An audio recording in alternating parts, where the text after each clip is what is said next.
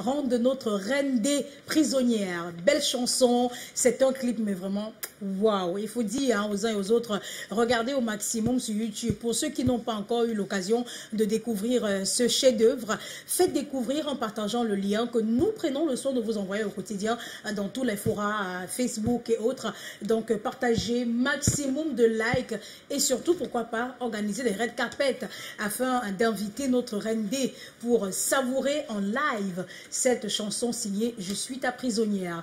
Nous recevons à présent sur ce plateau notre docteur Larry dans le cadre du clin d'œil santé de ce matin. Nous parlerons bien sûr avec lui de ce qu'on appelle l'hémorroïde. Mais seulement, il est important de notifier aux uns et aux autres que nous avons deux types d'hémorroïdes. Et ce matin, nous parlons précisément des hémorroïdes internes. Doc, good morning and welcome. Bonjour Miss Nono, bonjour à tous ceux qui nous regardent. You promised to the televiewers last week that we are going to do the slot today in English. So let us continue. It's not today, Miss Nono. Next, every week, have you, dear televiewers, discovered with me that okay. every week is next week, every week we are going to do the slot in English. Or why not? I can ask those questions in English and you answer in French. There's no problem. So, can we? Yes, there's no problem. Are you going to feel free? No, no problem. Alors, aujourd'hui, on parle des hémorroïdes. J'adore le taquiner. Vous savez, généralement, le lundi, on sort d'un week-end assez lourd et il faut déstresser au maximum. C'est difficile. Aujourd'hui, nous parlons des hémorroïdes internes. C'est quoi les hémorroïdes d'abord, de façon générale? Qu'il s'agisse des hémorroïdes internes ou alors externes, comment est-ce qu'on les définit? Ok, déjà, il faut dire que quand on parle d'hémorroïdes, bien évidemment, on entend le plus souvent dire que j'ai l'hémorroïde. Alors, l'hémorroïde en elle-même n'est pas une pathologie. Ça, il faut déjà le savoir, parce que l'hémorroïde en elle-même, ce sont ces petits vaisseaux-là, ces capillaires, c'est-à-dire ces veines-là, qui se trouvent au niveau de l'anus, du rectum, là, aux alentours, là, bien évidemment, qui ont ce rôle, non seulement dans la fermeture, qui participe à la fermeture du rectum, également pour la continence anale. Voilà normalement le rôle des hémorroïdes. Maintenant, quand on dit j'ai l'hémorroïde, c'est juste que il se trouve que ces vaisseaux sanguins-là vont subir une pression et là, cela va entraîner ce qu'on appelle une dilatation anormale. Donc ça veut dire que l'hémorroïde en lui-même, c'est une partie de notre corps. Ben voilà, ça ce sont des vaisseaux sanguins. En un mot, ce sont des vaisseaux, c'est-à-dire des veines. Il faut retenir ça comme ça, qui ont un rôle très important en ce qui concerne la continence, comme je dis, la fermeture du rectum. Maintenant, en tant que tel, quand on parle de pathologie, c'est-à-dire crise hémorroïdaire, voilà ce qu'on devrait dire. J'ai des crises hémorroïdaires et non dit j'ai l'hémorroïde. Parce que tout le monde en a. Voilà, parce que tout le monde en a, justement. Merci. Maintenant, puisque nous parlons des hémorroïdes de façon générale, et ce matin, on va s'attarder seulement sur les hémorroïdes internes. Comment doit-on savoir que l'on est en train de faire une crise d'hémorroïdes internes? Voilà. Justement, il y a cette particularité, c'est l'émission, justement, de sang pendant la défécation. C'est-à-dire, vous allez faire les selles avec du sang. Il y a une inflammation également au niveau rectal, accompagnée des douleurs, bien évidemment. C'est vrai que ce matin, les gens se posent la question de savoir est-ce que l'hémorroïde ne fait pas mal au ventre. Non, ça il faut déjà le savoir. En ce qui concerne l'hémorroïde interne, il n'y a pas de douleur, a priori. On a comme une sensation, mais il ne s'agit pas de douleur, comme on dit, on a mal au ventre à cause des microbes ou bien des bactéries ou bien en général. Mais l'hémorroïde, par contre, vous l'avez, mais vous ne le ressentez pas. Je veux dire, la pathologie, quand vous faites une crise hémorroïdaire, vous n'avez pas mal au ventre. Mais c'est plutôt, non, c'est plutôt l'inflammation et cette douleur au niveau de l'anus, justement, qu'on ressent avec, justement, l'émission des selles avec du sang. Donc, voilà les signes coureurs. Maintenant, quelles sont donc les causes? C'est-à-dire, qu'est-ce qui peut engendrer les hémorroïdes ou alors une crise hémorroïdaire interne? Voilà. Et quelle est la durée? Déjà, parce qu'il y a des gens qui disent que j'ai des crises, ça vient, ça part, ça vient, ça part. Justement, en ce qui concerne la durée, déjà, elle va de 2 à 5 jours. Chez certains, ça va dépendre également de l'organisme de tout un chacun. Maintenant, en ce qui concerne les causes, nous avons la malbouffe, notamment quand on dit malbouffe, c'est-à-dire le manque. Là, il y a manque de fibres.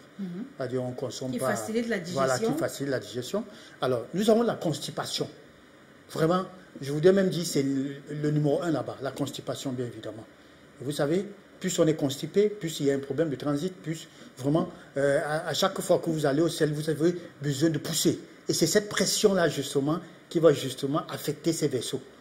Hein, va créer cette dilatation. Nous avons également, beaucoup plus chez les femmes, justement, ça concerne les femmes, la grossesse. Beaucoup de femmes, justement, pendant la grossesse, subissent également. Il y a certains qui voient justement l'hémorroïde arriver. Après l'accouchement, ça peut repartir, comme ça peut définitivement s'installer. Voilà. Maintenant, quels sont les facteurs favorisant l'hémorroïde? C'est-à-dire, qu'est-ce qu'on fait au quotidien qui pousse l'organisme à manifester ces crises hémorroïdaires? Il y en a plusieurs déjà. Je voudrais commencer par ceux qui sont beaucoup plus accro-laxatifs. Ça veut dire quand on est constipé, et aujourd'hui on vend les laxatifs, c'est-à-dire c'est en vente libre. Tout le monde peut s'approprier, même sans ordonnance. Alors faites très attention justement, parce que là ça va irriter, ça va créer justement l'inflammation au niveau justement de ces vaisseaux-là. Nous avons, comme autre facteur, nous avons justement la surcharge pondérale, l'obésité également. Nous avons l'alcool, le tabac également. Nous avons également les épices. Tout ce qui est mangé copieux. Ils disent souvent copieux, parce que quand on dit copieux, c'est parce qu'il y a beaucoup d'épices, c'est beaucoup épicé. Alors ça également, voilà des facteurs. Et il y a la sédentarité. Le manque de sport également peut être un facteur favorisant justement. Surtout quand vous êtes déjà prédisposé, le manque de sport justement vient aggraver la situation. Voilà. Maintenant, tout à l'heure, vous avez signifié que la maladie, généralement, dure entre 2 et 5 jours, selon l'organisme des uns des autres. Maintenant, j'ai envie de savoir ce matin, quand exactement est-ce que l'on devrait se faire consulter? C'est-à-dire à quel moment l'on devrait se rendre à l'hôpital entre les 2 et les 5 jours? Ok, déjà, il faut dire que quand vous ressentez déjà, cette inflammation au niveau, parce que qu'elle soit interne, qu'elle soit externe, il y a l'inflammation déjà. Et, comme je l'ai dit, le pourtour, ou encore à l'intérieur, c'est-à-dire vous sentez de la douleur. Vraiment, ça fait mal à l'anus. Ça, il faut le dire. Quand vous allez au sel. Quand vous allez au sel. Voilà, la précision vaut la peine. Quand vous allez au sel, et justement, l'émission des sels, justement, avec du sang, devrait vous amener directement. Parce que dès le premier à deuxième jour, vous pouvez déjà faire les sels avec du sang. Ça, c'est clair.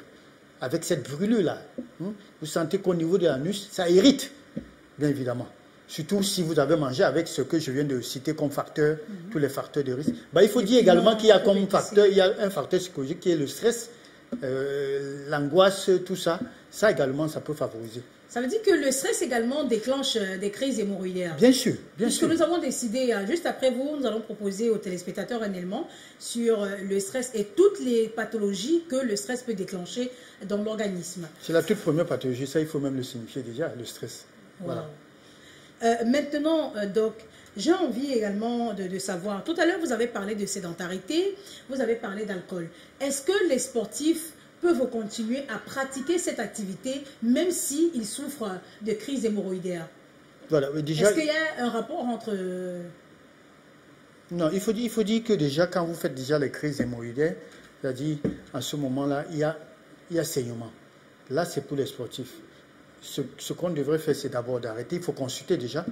C'est vrai que quand vous avez déjà les symptômes dont nous avons énumérés de prime abord, il faut déjà consulter. Alors, mais quand vous faites ces saignements-là, un repos normalement, vous devez vous reposer. Mais par contre, pour ceux qui sont sédentaires, qui ne bougent pas, vous savez que le sport favorise la bonne circulation. Non seulement quand il y a bonne circulation, sanguine, bien sûr. Alors, quand il y a bonne circulation, alors, ces inflammations, justement, ça permet de dégonfler ces vaisseaux-là qui sont enflés. Voilà la particularité, il faut qu'on note. Je parle bien des personnes sédentaires, c'est-à-dire des gens qui ne bougent pas. Voilà, ça, je ne demande pas d'aller faire une course à vitesse, mais il faut dire de ne passer pas la longueur de journée couché sur le lit, non. Faites des petits pas, faites la marche et tout là, pour que les vaisseaux, ouais, le sang puisse circuler. Voilà, le sang puisse circuler normalement. Ça, c'est important de le savoir. Voilà. Maintenant, donc, je pense que les gens à la maison sont en train de regarder et c'est temps qu'on moi se pose la question de savoir, est-ce qu'il y a des astuces naturelles pour, en dehors de la marche que vous venez de préconiser tout à l'heure, est-ce qu'il y a des astuces naturelles pour soigner les hémorroïdes internes? Ouais. Voilà, justement, déjà quand vous avez cette sensation, c'est-à-dire cette inflammation au niveau rectal, là, vous avez cette douleur-là, la première des choses qu'il faut faire, c'est de prendre soit une compresse, soit un tampon, soit une serviette mouillée, hein, mouillée que vous allez mettre justement entre les jambes, au niveau de l'anus, bien évidemment. Alors, je ne parle pas de l'eau chaude. Faites très attention parce que certains vont faire des bains d'eau chaude. Non, c'est l'eau plate, l'eau normale. Irriter davantage la paroi. Voilà, irriter davantage. Il faut éviter vraiment les bains chauds de là, non. Alors, l'autre chose qui marche à merveille, qui est, je dirais, astuce vraiment naturelle, c'est le vinaigre de cidre. Ah oui, j'en avais parlé ici. Voilà, le vinaigre de cidre. Sur un petit coton. Voilà, ça aussi, ou du compresse aussi, que vous pouvez également y mettre. Quand on parle du vinaigre de cidre, on parle des pommes de France. Mais ça fait mal, hein. Voilà, ça fait mal, ça fait mal. Maintenant, pour vous qui avez trop peur, qui n'aiment pas la douleur, vous pouvez prendre du vinaigre de cidre que vous allez verser 2 cuillères à café dans un verre d'eau. Alors, évitons d'être, je veux dire, de faire l'automédication, parce que quand on parle du vinaigre de cidre, certains vont vouloir prendre la moitié d'une bouteille. Non, je parle de 2 cuillères à café, pour ne pas dire 1 cuillère à soupe, dans un verre, pas demi, que vous allez boire matin et soir. Ça vous soulagerait davantage. Et cela n'exclut pas que vous devez aller à l'hôpital, parce qu'il faut dire que l'hémorroïde, les crises hémorroïdaires en elles-mêmes, c'est vrai que il n'y a pas de danger sur la santé, mais les complications peuvent entraîner ce qu'on appelle une thrombose. Et quand on parle de thrombose, c'est cette coagulation, cette caillot de sang dans les veines. D'où vous connaissez les conséquences, parce que si on trouve les caillots dans nos veines, ça va justement obstruer le passage, d'où ça peut créer justement beaucoup de problèmes de santé. Voilà. Maintenant, en dehors de ce traitement naturel ou alors de ces traitements naturels-là, donc, est-ce qu'on peut avoir des conseils de façon générale sur comment maintenir son rectum en bonne santé, à travers l'alimentation, bien sûr? Ça passe, je voudrais citer, c'est vrai que demain nous parlerons de la forme externe, mais je voudrais dire, ça, nous l'avons parlé, je crois, vous l'avez parlé avant que je n'arrive, du concombre. Très riche en fibres, voilà, on l'a dit. Un aliment qu'il faut beaucoup manger. Pour ceux, parce que certains disent que ça a un arrière-goût, ils ne peuvent pas le faire. Ils peuvent le faire sous forme d'infusion, de l'eau de concombre ou du jus de concombre qu'on peut justement en prendre. Ça, c'est très riche. Et là, vraiment, ça soulage. En général, tout ce qui est légumes. Il faudrait éviter ces aliments acides, notamment viande rouge et les excitants, les épices. Ça, c'est très important quand vous êtes déjà sujet. Les épices, parce que ça va irriter davantage, ça va accélérer, c'est-à-dire ça va encore augmenter déjà la dilatation. Alors, évitez ça, même le thé, même le café, même les boissons gazeuses, vous devez l'éviter. Parce qu'il faut dire que de nos jours, plus de 60% des personnes souffrent des problèmes, des crises hémorroïdaires. Ça, il faut le savoir. Alors, mais aujourd'hui, ne le prenez pas, c'est pas une fatalité. Et on va dire également que ce ne sont pas seulement les grandes personnes qui sont concernées. Non, non, voilà, mais si, justement, en ce qui concerne de l'âge, je n'ai pas répondu tout à l'heure, tout le monde peut être concerné, même les enfants. Si les enfants, vous ne prenez pas soin de bien alimenter les enfants peuvent être sujets. Sauf qu'ils ne vont pas pouvoir s'exprimer. C'est ça le problème. Ils vont souvent dire que là, mes fesses, ils disent souvent les enfants, j'ai écouté un enfant, il dit mes fesses font mal. Voilà. Alors, faites très attention. Ces enfants doivent, apprenez aux enfants de consommer les fruits. Ça, c'est très important. Et il faut dire que l'âge beaucoup plus récurrent en ce qui concerne les crises hémorroïdaires, c'est à partir de 35-65 ans. Voilà. Maintenant, Doc, voilà, après avoir donné les conseils, vous avez dit, on a planté les jalons pour la journée de demain, que demain nous allons parler de la forme externe des crises hémorroïdaires. Beaucoup plus fréquent, d'ailleurs. Voilà. Beaucoup, vraiment, parce qu'il y a des personnes qui ne parviennent pas à marcher, voilà. Ou alors vous avez des personnes qui ont carrément des saignements au niveau du fessier sur les vêtements. Ouais. Ça, ce sont les crises hémorroïdaires externes. Voilà. Donc, avant de partir d'ici, nous allons avoir également votre point de vue sur la question de ce matin. Pensez-vous que l'homme doit donner le montant de son salaire à sa femme? Vous savez,